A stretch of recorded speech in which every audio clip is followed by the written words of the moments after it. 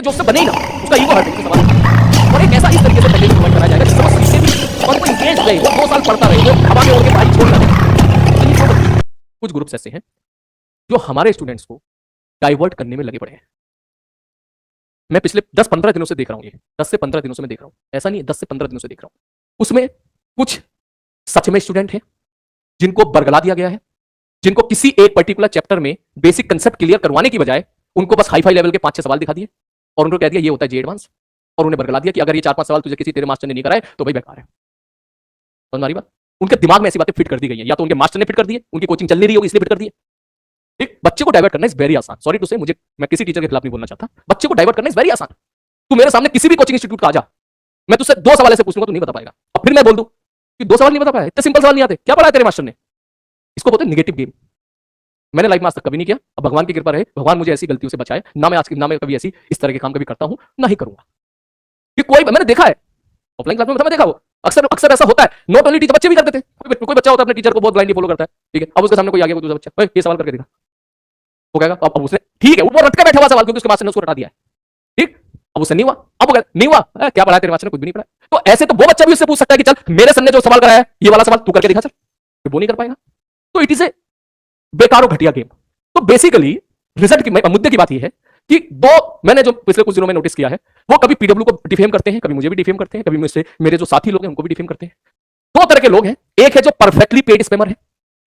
मेरा ऐसा मानना है, मैं गलत हो सकता हूं, कि शायद किसी कोचिंग में एडमिशन नहीं हो रहे होंगे तो एडमिशन बढ़ाने के लिए, क्योंकि तुम जानते हो तुम 1.25 लाख लोग हो, तुम में से 10% भी अगर किसी की बातों में आ जाएंगे तो 12,500 लोग हो जाओगे। That is a bulk amount. इसलिए हर आदमी क्या करता है, पीडब्ल्यू की तरफ देखता है। किसी को व्यूज पाने हो, किसी को फेम पाना हो, तो वो कोशिश करता है कि पीडब्ल्यू को किसी प्रकार से डिफेम करो या कुछ भी करो, उसका फायदा हो जाएगा। गलत बात, नहीं करना चाहिए। आप अच्छा पढ़ाओ, आप बेसिक से एडवांस तक जाओ, बेसिक से एडवांस तक जाओ, बढ़िया तरीके से पढ़ाओ बच्चे को, उसके जो डाउट है वो क्लियर करो, बच्चे की नींव को पकड़ो, क्या उसकी डिमांड है, क्या उसकी बेसिकली वो एवरेज बच्चा है बेचारा, वो कोई स्टार लेवल का बच्चा नहीं है, वो एवरेज बच्चा, पहले उसका बेसिक क्लियर करो, फिर उसका लेवल उठाओ। बात समझ मारिए। तो 2 तरह के बच्चे हैं मेरे भाई, एक जिनको बरगला दिया गया है, जो स्टूडेंट है जो बातों में आ गए हैं किसी की, और एक ऐसे हैं जो खुद एक पेड स्पैमर्स हैं। हमारे लिए मतलब तेरे लिए दोनों ही खतरनाक है, तुझे उन सारों लोगों से दूर रहना है। उनका एक कॉमन स्टेटमेंट निकल के आता है कि सर मेंस लेवल का पढ़ाते हैं, एडवांस लेवल का कंटेंट नहीं देते हैं। सरासर झूठ है। सच बात यह उनकी औकात ही नहीं है कि वो एडवांस का पेपर भी देने चले जाए, तो देख लेना उनमें से किसी का मेंस भी क्लियर नहीं होगा, किसी का मेंस भी क्लियर नहीं होगा।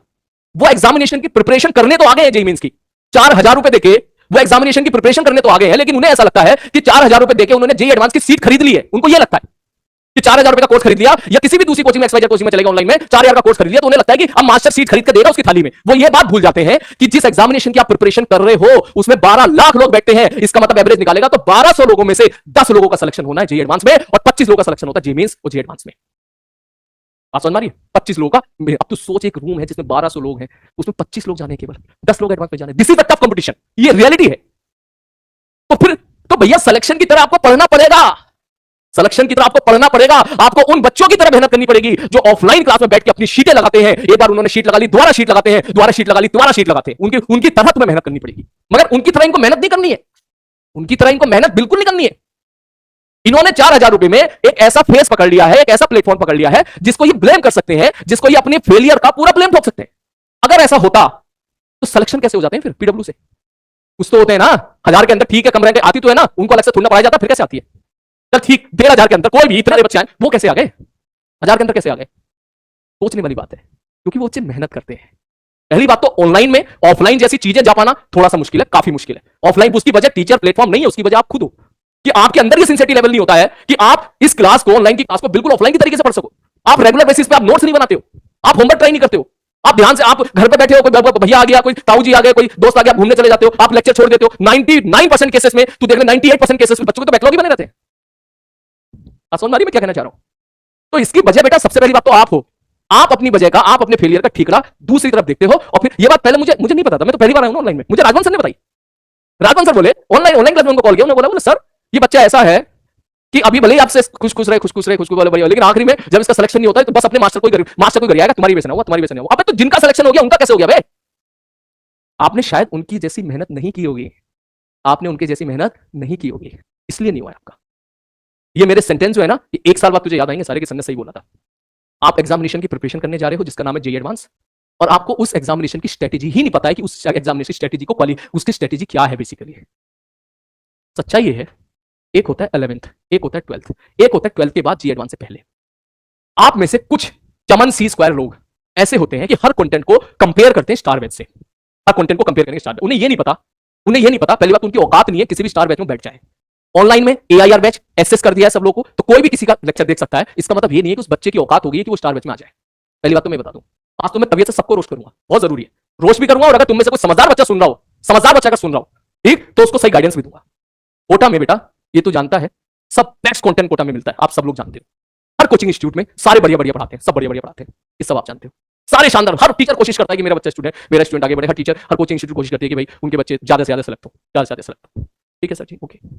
अब किसी इंस्टीट्यूट में भाई 15,000 बच्चे हैं, 10,000 बच्चे हैं, मान ले 10,000 बच्चों में से अगर उन्होंने जो बेस्ट 200 बच्चे हैं वो चूज करके एक तरफ उठा लिए, क्या गलत किया? कोई गलत नहीं है। 15,000 में से किसने 200 बच्चे उठा के एक बैच बना दिया, स्टार बैच, क्या गलत किया? अच्छी बात है ना, उन बच्चों के साथ क्यों गलत हो, उन्होंने बना दिया। अब वो बात ये नहीं है, बात ये है कि वो जो 200 बच्चे होते हैं, वो जो 100 बच्चे होते हैं ऑफलाइन क्लास में, जो एआईआर बैच में होते हैं, जो स्टार बैच में होते हैं, वो टीचर की वजह से नहीं होते, वो खुद की मेहनत की वजह से होते हैं। उन्होंने 9th 10th क्लास में सब कुछ पढ़ लिया होता है। मैंने भी एक बैच स्टार बैच लिया था 10th क्लास में, बात समझ मारिए। उन्होंने एचसीबी के फलाना डिंगाना सारी किताबें 10th में कर ली थी उन्होंने, और उससे बड़े बड़े रिजल्ट निकल के आए थे, टॉप 100, टॉप 250, टॉप 200 के अंदर ना जाने कितने सारे बच्चे सेलेक्ट हुए थे। बात समझ मारिए मैं क्या कहना चाह रहा हूं। जो बच्चा 9th क्लास 10th क्लास में पूरी थ्योरी पढ़ चुका है, अब उसको 11th क्लास में आप क्या पढ़ाओगे? थ्योरी पढ़ाओगे, भाग जाएगा। सिंपल सवाल कराओगे, एवरेज सवाल कराओगे, भाग जाएगा, तुरंत भाग जाएगा। क्या है? इसलिए उसको ऐसे सवाल देने पड़ेंगे जो उससे बने ही ना, उसका ईगो हर्ट हो, मुझसे सवाल नहीं बनना। और एक ऐसा इस तरीके से मटेरियल प्रोवाइड कराया जाएगा जिससे वो सीखे भी और वो इंगेज रहे, वो 2 साल पढ़ता रहे, वो हवा में उड़ के पढ़ाई छोड़ ना दे। तो ये वो बच्चे हैं जो ऑलरेडी पहले एक डिसेंट लेवल, जिसको बोलते हैं जेईई एडवांस का 70% मटेरियल, वो उस लायक पहले ही बन चुके होते हैं। उनको उठा के एक बैच बना दिया जाता है, स्टार बैच। हर कोचिंग का अपने स्टार बैच होते हैं, सब में 100 बच्चे, 50 बच्चे होते हैं। उनकी प्रिपरेशन बढ़िया चल रही होती है, वो बच्चे मेहनती भी होते हैं, खूब मेहनत करते हैं, खूब सवाल लगाते हैं, उनको वो भी आपकी रेस का पार्ट है। लेकिन ऐसे बच्चे ज्यादा नहीं है, मुश्किल से 500 बच्चे हैं बस, मुश्किल से 500 बच्चे। टॉप इंडस्ट्री 5 ही है, तू जानता है, जो भी होंगी 5, सब में 100 लगा ले, 500 के खत्म। गेम शुरू होता है उसके बाद। स्टार बैच से सिलेक्शन निकालना इज वेरी आसान, कोई भी टीचर निकाल देगा जाके। बच्चे के पास डाउट क्लियर करने आनी चाहिए। एक एवरेज बच्चा, एक बिलो एवरेज बच्चा जिसे कुछ नहीं आता, जो 10th क्लास के बाद गया 11th क्लास में, उसको बेसिक भी नहीं आता है, आप उसका सिलेक्शन अगर करा पा रहे हो जेईई एडवांस में, चाहे वो 2000 रैंक के साथ हो, चाहे वो 500 रैंक के साथ हो, चाहे वो 3000 रैंक के साथ हो, ये बहुत बड़ी बात है भाई। ये मानता हूं मैं, क्योंकि यहां टीचर का रोल आता है कि आप कैसे खींच के ले। और कभी कभी मेरी जिंदगी में ऐसे लोग भी आए हैं जो 500 के अंदर नहीं, 50 के अंदर आ गए भाई। उसमें मेरा रोल उतना नहीं है, मेरा रोल बहुत ही कम है। वो रोल उन बच्चों की मेहनत का है। वो बच्चे घर पे जाके सवाल लगाते थे, खूब सवालों के साथ फाइट करते थे। मेरा रोल ये है, क्या मैं उनको जेईई एडवांस से रिलेटेड जितनी थ्योरी की रिक्वायरमेंट है, क्या वो मैं उनको समझा रहा हूं या नहीं। अगर मैं या मेरी जगह कोई भी टीचर ऐसा जो नहीं समझा पा रहा है, तो गड़बड़ है। और तू जानता है बहुत लोग, मैं ये वीडियो जिन तक पहुंची वो नीचे जरूर कमेंट बॉक्स पे टाइप करें। ऐसे जरूर 30 से 40% हर क्लास ऑफलाइन क्लास में होते हैं बच्चे जिनको समझ में ही नहीं आता फिजिक्स चल क्या रहा है। उनके लिए सबसे बड़ा चैलेंजिंग टास्क ये है कि काश मुझे समझ में तो आ जाए, मुझे समझ में तो आ जाए, मैं कुछ सवाल तो लगा लूं, मैं शीट के ओवन के सवाल तो कम से कम लगा दूं, एक्सरसाइज ओ के सवाल तो कम से कम लगा लूं। ये भी नहीं बन पा रहे मुझसे, जेईई के सवाल भी बन पा रहे हैं। और भैया ऐसे बच्चे को जिसको समझ में नहीं आ रहा, 2 लाख रुपए 1.5 लाख रुपए फीस बैठा है, वो 15,000 रुपए हर महीने के खर्च कर रहा है, वो बेचारा कोशिश कर रहा है पूरी तरीके से समझने की, जेईई एडवांस के सवाल तो उससे हिल भी नहीं रहे ठीक से। सोच तुम्हारी मैं क्या कहना चाह रहा हूं। ठीक, खूब सारे बच्चे मिलेंगे आपको ऐसे, उनके लिए ये पीडब्ल्यू प्लेटफॉर्म वरदान साबित होता है। वो क्या करते हैं, जब इधर उधर परेशान हो जाते हैं, टीचर के साथ फ्रीक्वेंसी मैच नहीं करी, टीचर सब अच्छे हैं बेटा, कोई सारे टीचर अच्छे हैं, फ्रीक्वेंसी मैच नहीं करी, तो वो कोशिश करता है कहीं ऐसा कंटेंट मिल जाए जो पढ़ लूं, सब समझ में आ जाए, सवाल भी बन जाए। तो मैं आपको सबको बोल रहा हूं, मेरा कंटेंट ऐसा है, मैं आज तक कभी इंस्टीट्यूट का नाम नहीं लेता, लेकिन अब मैं लेने जा रहा हूं। एलन कैरियर इंस्टीट्यूट, अनअकैडमी, मोशन और इन सबसे ओपी, पीडब्ल्यू, कोटा में ये सब चलते हैं। मेरा कंटेंट बेटा ऐसा है, अगर तू ब्लाइंडली फॉलो करके मेरी एक एक बात सुनेगा ना, तू इसमें से किसी भी इंस्टीट्यूट का हो, तू अपनी शीट लगा लेना, तुझे अपने आप समझ में आ जाएगा कि मैं क्या पढ़ाता हूं। शीट लगा लेना। और मैं इस बात को गर्व के साथ कह सकता हूं कि कोटा में शीट बहुत अच्छी बनी हुई है, एग्जाम ओरिएंटेड बनी हुई है उनको, क्योंकि जो चीज जिस मंडी में जेईई एडवांस की ही प्रिपरेशन कराई जाती है, वहां की शीट ऑब्वियसली बढ़िया होगी। तो आपका सिलेक्शन, मैं तो सीधा बोलता हूं बच्चों को, बेटा सिलेक्शन तभी होगा जब आपकी शीटों के सवाल बन रहे, मॉड्यूल के सवाल बन रहे, जो आपको शीट दी जाती है, जो यहां पर पीडब्ल्यू में आपको मॉड्यूल पीडब्ल्यू मॉड्यूल दिया जाता है, आप मॉड्यूल के सवाल लगाओ। अबे लगाओ तो सही बे, तुम करते क्या हो, तुम लगाते नहीं हो, तुम बस देखते हो, मास्टर ने करा दिया, इस मास्टर ने करा दिया, इसने ये नहीं। अबे लगाओ तो सही, जब लगाओगे तो पता चलेगा ना कि तुम किस पानी में हो। जब लगाओगे, सवाल बनेंगे, तब तुम्हें समझ में आएगा कि एक लेवल होता है जेईई मेंस लेवल का, वो एक्सरसाइज जब तू सारी लगाएगा टिल द लास्ट, तुझे पटेगा कि फाइनल आंसर सही आ रहा है। फिर एक होता है थोड़ा सब्जेक्टिव का लेवल, फिर एक होता है ये वाला, एक होता है जेईई एडवांस, और एक होता है सबसे ऊपर एसक्यूबी टाइप। अबे जब लगाएगा तभी तेरे अंदर इंप्रूवमेंट आएगा, देखने से नहीं आएगा। यही वजह है ऑनलाइन में सिलेक्शन रेशियो कम है, मैं मानता हूं कम है, उसकी वजह में यही है कि बच्चे उस लेवल की उस तरीके से पढ़ाई करते ही नहीं है। ऑफलाइन क्लास वाला इतनी मेहनत करेगा बेचारा, मैं मिलता हूं बच्चों से यार, जब मिल जाता हूं वो इतनी मेहनत कर रहे होते हैं, जिस इंस्टीट्यूट में होते हैं शीट लगा रहे होते हैं अपनी। ठीक है, खूब शीट लगा रहे होते, घिस रहे होते, सवाल नहीं बना, सोल्यूशन देखा, सोल्यूशन से समझने की कोशिश करी, कंसेप्ट क्लियर किया, फिर दूसरे सवाल लगाए। तुम क्या करते हो? तुम यहां पे ज्ञान पेलते हो, यूट्यूब पे ज्ञान पेलते हो, उल्टा पुल्टा ज्ञान पेलते हो।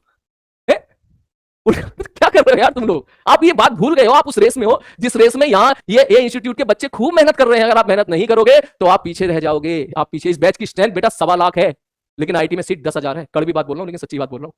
कितनों का सिलेक्शन यही है कि बच्चे उस लेवल की उस तरीके से पढ़ाई करते ही नहीं है।